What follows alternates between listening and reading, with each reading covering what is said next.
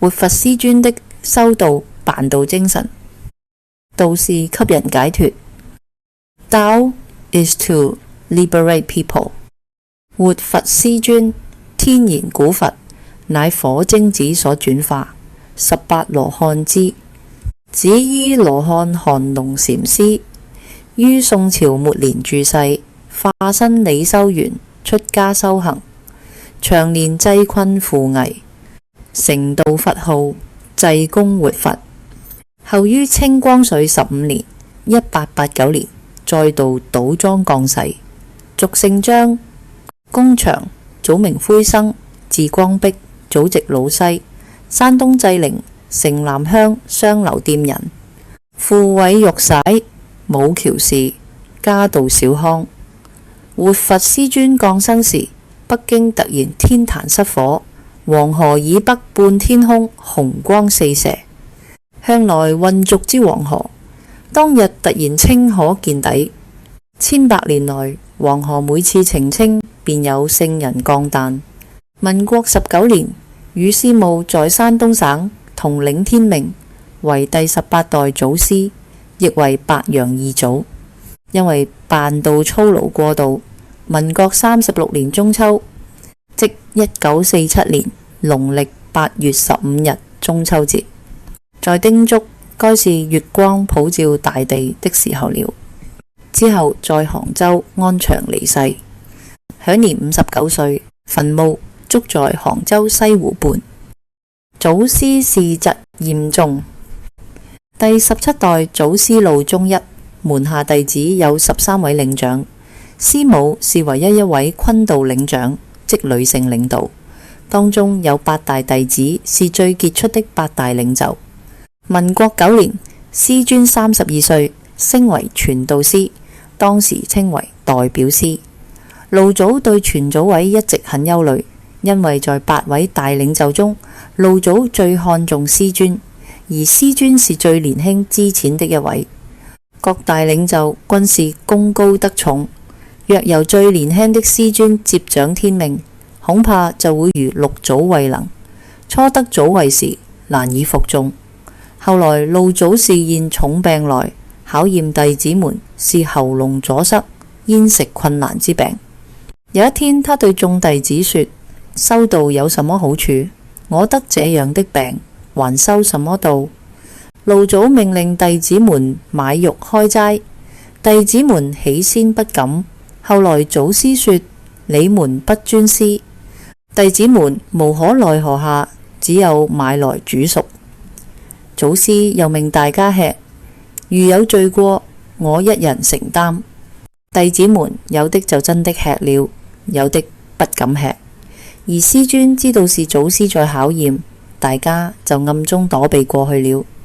接住路祖故意說：現在戰爭已經結束了，太平盛世，修道已告一段落了，往下不必修了。我們現在可以大魚大肉來享受一頓口福，吃吃吃，盡量吃吧。說吃就吃，愁誰什麼？路祖拿起筷子便先吃起來了。弟子們果然看祖師都吃了，便不再顧忌，也跟隨着吃起來。事實上，路祖只是作樣子而已，根本吞咽困難。當時師尊師母閃避推辭，就是不吃。路祖假裝生氣的說：叫你吃你就吃，你敢違抗師命？師尊師母立刻跪下，請祖師慈悲，弟子怎敢違命？只因身體欠安，望請祖師恕罪。因為不敢觸怒祖師，一個假裝肚子痛，一個說身體不適，沒有胃口，一口也不吃。吃肉的幾個弟子飽餐一頓後，路祖才說：你們根基智慧真淺，經不起小小一考。你們修什麼道？連三歸五戒都不懂，現在已開齋破戒了，通通要下陰山，永不翻身。做下大錯，後悔莫及，一失足成千古恨。這些弟子們僅知道遵從祖師之言，而不知修道要認理歸真，糊里糊塗地開齋破戒了。師尊師母及少數一些弟子能通過祖師考驗。民國19年，師尊師母同領天命，新河三曹普度重任。師尊那年42歲，不學術流動症。民國20年間，正是中日8年抗戰亂流離的時代，人心惶惶恐恐，人命朝不保夕。而師尊為了救度苦難眾生，也應運在那亂世之中。亂世必出妖孽，在當時各種光怪陸離、靈異神通之事輩出，種種怪力亂神現象充斥民間。而師尊自接掌天命以來，絕不輕易顯現神通。師尊囑咐弟子，不要占想吉凶，不要學咒術、仙藥、種種術、流動症，只要憑良心做事，不要聽信顯易惑眾。而有些執着形象的弟子，聽說某處有神通之事，就忍不住跑去追隨，而離開了道場。有一天，一位弟子終於忍不住到師尊跟前，老師啊，你再不顯些神通，我們都快受不了了。你只是教我們道人辦道，從不教我們打坐。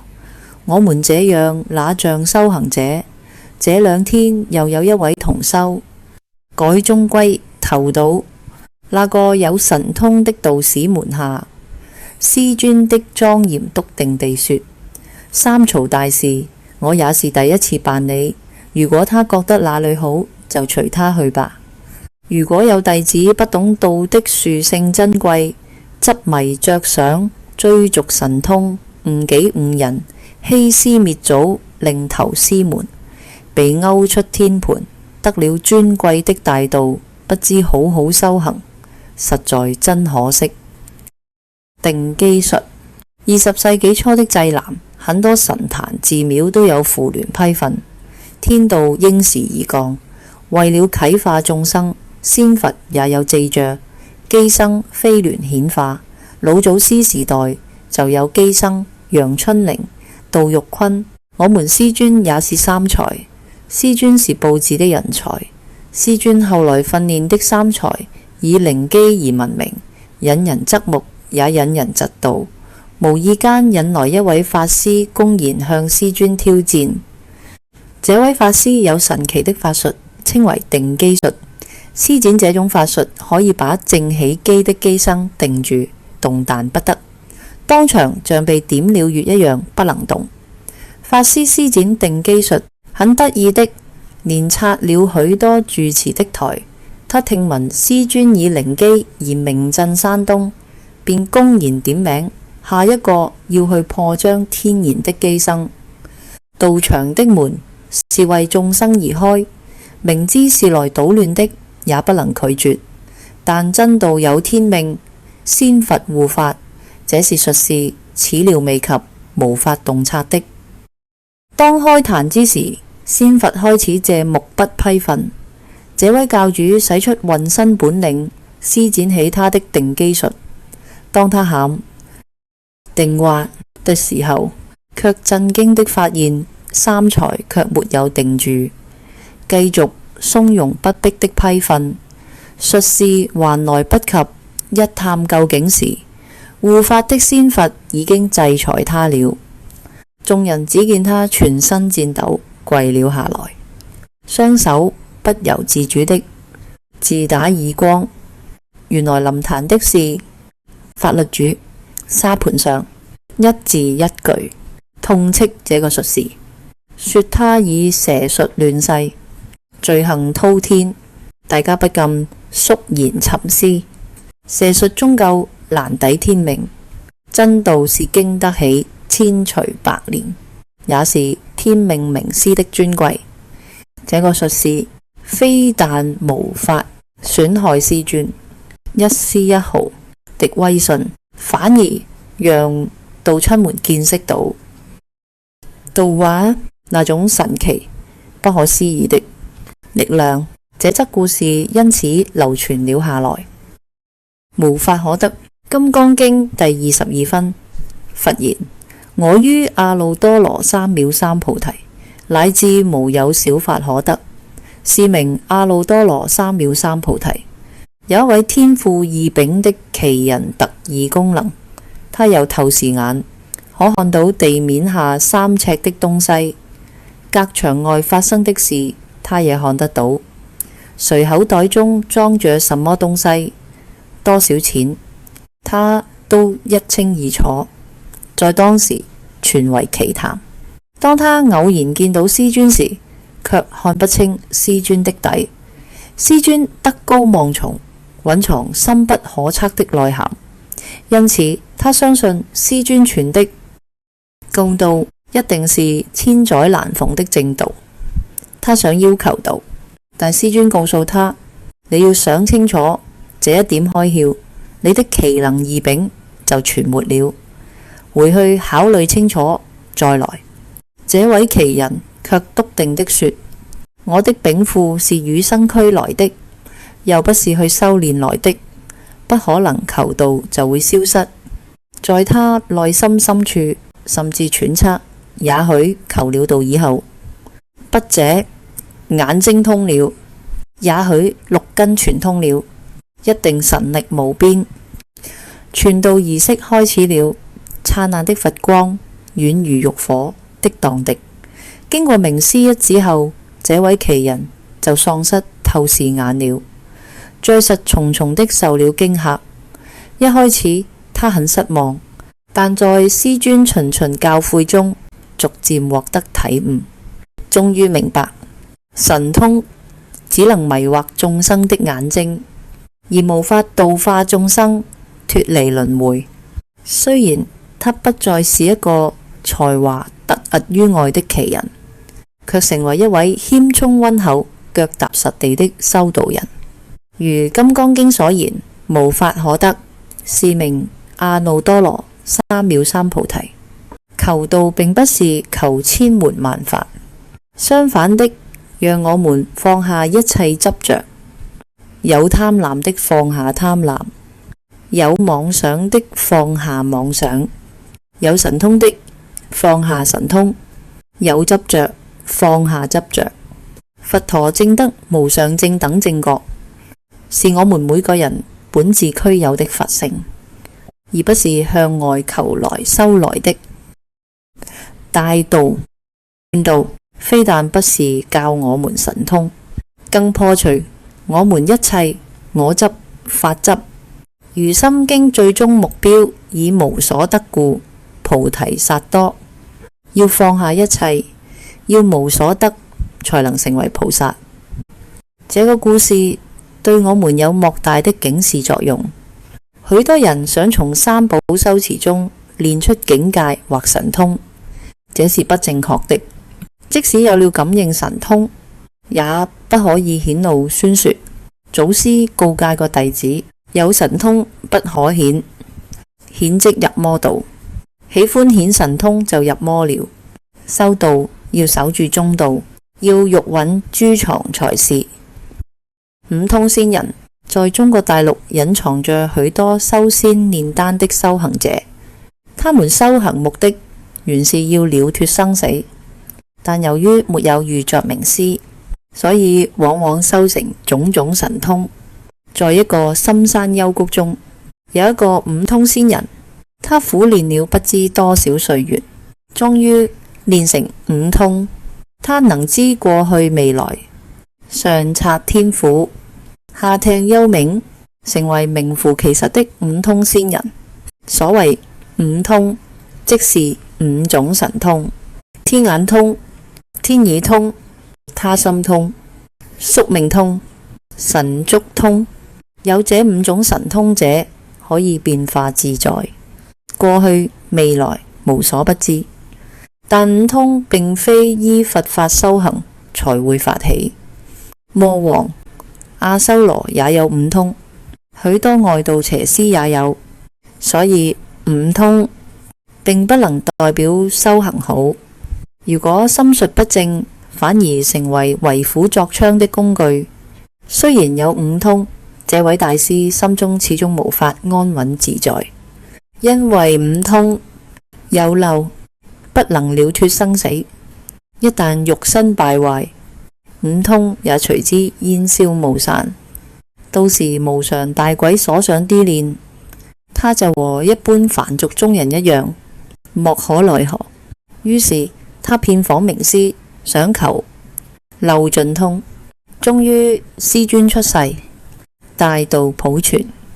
五通仙人竭盡他的神通，得知師尊已是無漏之身，但對師尊的來歷卻看不出一點端倪。他不得不五體投地，拜倒在師尊面跟前。所謂何來？師尊目光溫翠如陽光普照，竟使他那具足他心通的心靈也為之悸動。我五通皆已具足，為求漏盡通。五通有相，但漏盡無相，你能捨得下嗎？師尊意味深長地說：我於生死已了，無耽戀，為得漏盡，什麼都能捨。他以為師尊是要他捨命求漏盡，而豪氣萬千。那你就求到吧。師尊慈憫的目光與莊嚴的發音，令他感動得流下淚來。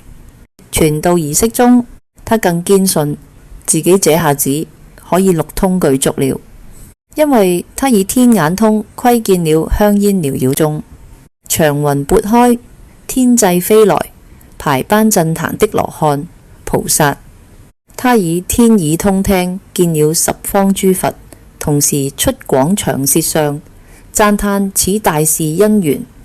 他以宿命通看不盡師尊，生生世世皆是救苦度眾的菩薩。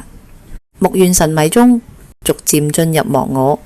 這一剎那終於來了。當師尊要為他點道時，他滿心歡喜，以為師尊就要傳漏盡通給他。名師一指，五通盡失。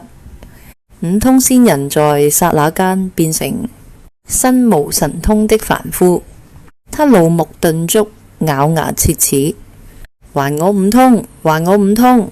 他以為師尊施展法術收去了他的五通。師尊慈愛地說：你不是生死全無耽戀，為何耽戀五通？想起求道前自己口出豪語，他張口結舌，說不出話。可是我千辛萬苦捐棄塵俗中一切福報，入山苦練多年，才得到這一點成就。如今失去這些，我依靠什麼？唯有真道可以依靠，而真道就是你的良心，就是慈悲喜捨。阿羅漢除去貪嗔癡三毒後，僅剩下的就是慈悲喜捨，四無良心。就像金礦煉去雜質後，只剩真金，所以稱為漏盡通。我所傳給你的就是這塊真金，而你所求的不也是這個嗎？師尊後來慈悲曉以大義，什麼是漏盡通？眾生心性本來是佛，但因貪嗔癡三毒障蔽心性，所以不明，稱之有漏。就如一個容器有了破洞，不管裝多少水進去，都含流光，唯有掃除三毒，才能無漏，所以稱為漏盡通。莫學道術，莫求靈。於民國77年7月5日，即西元1988年7月5日，師尊於台南玉正壇有詞是一篇訓文：不知師命，辦道無益；不培內德，行功無益途；不知自性，坐禪無益。辦道要以無所求、無所願之心，精進不移。人窺天寶，老道親應重視內聖外王的功夫，對新道親啟信即可。道術塵失傳一時，現被巫師所學，其實厲害。如有病，手一摸即好，然而是暫時的，並非真正的好。你們現在辦道雖然沒有法術，但是依理而修，以正氣克慢邪。如關聖帝君憑一股浩然正氣成道，外道只是輕一時，但是不能長久，應依五教聖人之經典理路去修持，才是正道。修道最重要就是守住。忠孝直意義，不能到處亂接令架以通靈，這不是正法，那是左道旁門。此時不是通靈的時機，通靈反會使你的心靈更不靜。通靈的人以後會很多，你如果去久了，天盤自然會勾出。但是我們需依理分析，使他了解道之尊貴。如遇機緣成熟，那他依然再回來向道，上天依然接受他。若去久了，心靈被其控制，就無法挽回了。你想拉他回來，有沒辦法？只好聽其自然了。碰到這種不修不辦或離道的道親，我們也應該以理相待，不能有對待心。欲學他心通，不如學他心法。如對方有痛苦，你去了解他，幫他解決痛苦。人非聖賢，難免有差錯。老師在世時也有差錯，沒關係，有錯趕快改，不要一直錯下去，免得越陷愈深。點傳師的作風，如果不合你的心意，可以私下與他溝通，或借住第三者導正。只就事論事，不論其是非。論是非者，即是是非人。我們遇到有病時，先要靜下來，回光返照，不要到處亂問神。最重要的是在老母面前反省懺悔，再求老母賜敬茶喝，可解病厄。如經天池撥轉，眾業輕受，解除病厄。更當積極行功，報恩了願。若病未好，不可怨天尤人，盡心付出，其他交由老天安排。末法時期，萬教齊發，宗教亂象層出不窮。這些異端邪說、旁門左道，總是利用有形有象的神通、靈異之術，引誘不能認理歸真的假修道士。所以師尊說：萬法依理導人前，不借奇異怪力談。末後期佛魔並幹，考驗修而否名傳。待續 To be continued。